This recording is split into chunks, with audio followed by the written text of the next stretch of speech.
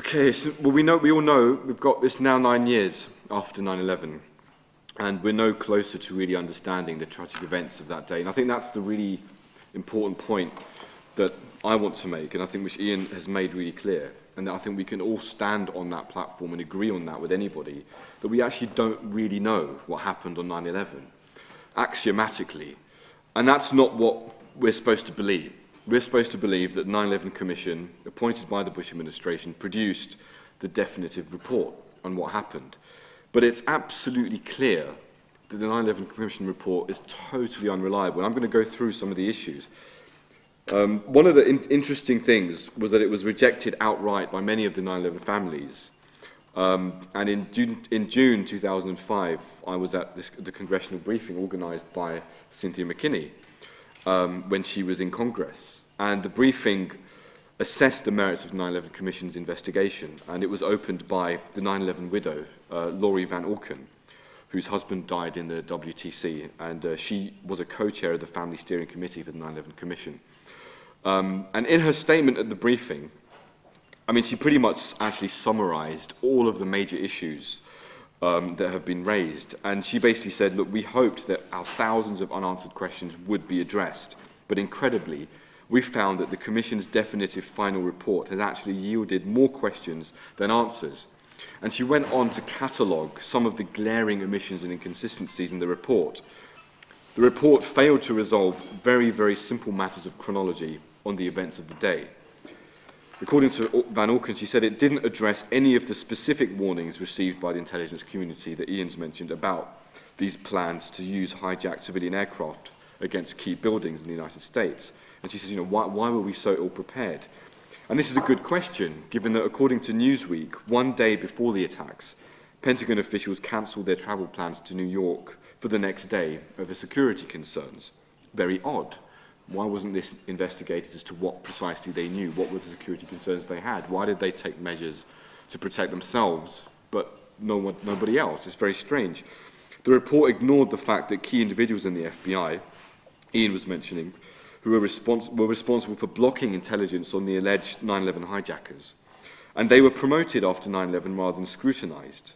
It ignored, for example, the memo from Special Agent Colin Rowley, which was published in Time magazine, on Zacarias Moussaoui.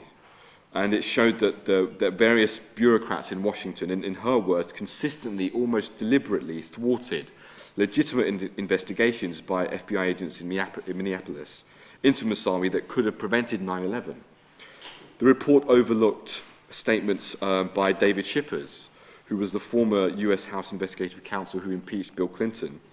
And he said that in May 2001, several FBI agents complained that their investigations into an imminent terrorist attack on the financial district of Lower Manhattan, these investigations had been shut down by bureaucrats in Washington. The report didn't investigate revelations that the FBI had blocked investigations of the bin Laden family and the Saudi royal family, despite evidence of their involvement in terrorist activity. The report didn't bother trying to find out why the FBI, with White House approval, flew members of the same families out of the country in the days after 9/11, when all planes were supposed to be grounded. We now know, thanks to a confidential FBI document obtained by Judicial Watch, that one of those planes was chartered by bin Laden himself. The report chose not to investigate the intentional lack of communication between the CIA and FBI, in Van Auken's words. She points out that there is abundant evidence that CIA officials deliberately and inexplicably withheld information from other agencies on orders of unidentified superiors. And a lot of the narrative that's come out is that there were bureaucratic walls between the CIA and FBI. But what people like Colin Rowley were saying, that there were no bureaucratic walls. We had all the procedures in place. They weren't followed. There were information sharing mechanisms that were statutory and mandatory, and they weren't followed, and it doesn't make any sense. 9/11 commissioners also conceded that many requests for documents that they made were ignored by the White House. Yet they themselves consistently failed to use their own subpoena power at these crucial moments. So they complained about it, but why didn't they use the power that they had to actually ask for the documents? So all of these concerns have been raised, and a lot of them came up in the McKinney hearings. And one of the most notorious facts about the 9/11 Commission report that now most of us are aware of is that more than 1/4 of all its footnotes refer to CIA interrogations of al-Qaeda operatives subjected to interrogation techniques which are categorized as torture under international law. Now, information derived from torture was actually central to the 9/11 report's most critical chapters concerning the planning and execution of the attacks.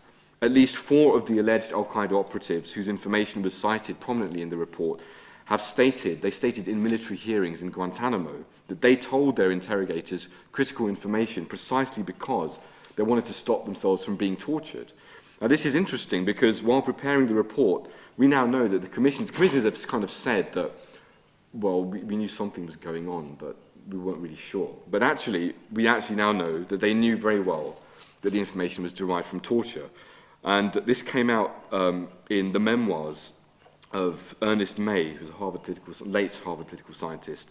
He was a consultant to the 9/11 Commission, not very well known because he was in the background. He was a long-standing mentor of the executive director, Philip Zelikow, and he wrote a piece in the New Republic about his role in the Commission. He was actually the concept author of the entire structure of the report, and they had tabulated out all the subheadings and subject areas as a narrative history, and this was before the Commission even held its first hearings. And he writes, "The agency gave us all interrogation reports bearing on September 11th. It even put to the detainees some questions sent them by Commission staff." So they knew, they actually sent them questions and said, "Yeah, could you get these answered, please?" But the CIA refused to permit any direct access either to the detainees or to the interrogators and their interpreters. "We never had full confidence," this is Ernest May, "we never had full confidence in the interrogation reports as historical sources. Often we found more reliable the testimony that had been given in open court." So the commissioners didn't consider the interrogation reports as valid historical sources, but they found them still suitable for a narrative history for public consumption, to be distributed at thousands and hundreds of thousands of outlets. That's pretty extraordinary. Philip Shannon, who is the former New York Times investigative reporter who wrote the seminal book on the 9/11 Commission called The Commission, he revealed that throughout the process, Philip Zelikow engaged in surreptitious communication with Bush administration officials, including Karl Rove, the notorious Karl Rove of all people. So the whole thing, when you look at it, it's just really extraordinary. You cannot take the 9/11 Commission at face value. And if this is supposed to be the definitive report, we really have a serious problem.